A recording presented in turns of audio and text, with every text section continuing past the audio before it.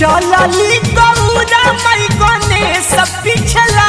गला है शोभे गौरा जी के कांध पकड़ा जावा कंगरवा घूमवा गला है शोभे गौरा जी के कांध पकड़वा कंवरवा घुंघुर लागल है।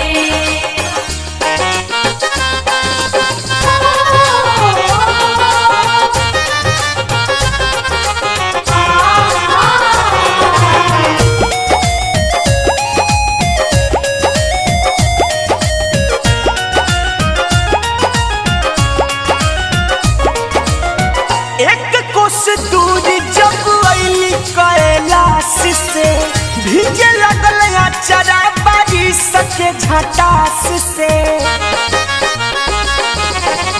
एक कोस दूर जब अली कैलाश से भीजे लगल चरा बारिश के झटास से दिनों में करस नया राम चलस रोटियों में जागल है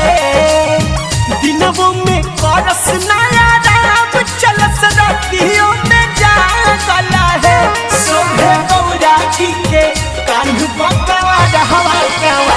घुंघुरवा गला है शोभे गौरा जी के कांध पकड़वा कंवरवा घुंघुर लागल है।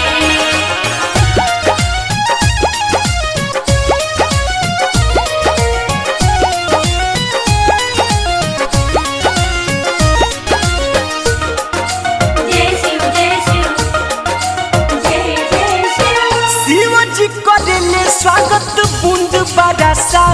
के मनवा हरसल सोझा गौरा के पाके पहले महादेव स्वागत बूंद बरसा के मनवा हरसल सोझा गौरा जी के पाके ऐसन हो प्रेम कहल गौरा चली भागल भागल है ऐसन हो प्रेम कहली गौरा चली भागल भागल है शोभे गौरा जी के कांध पकड़ा हवा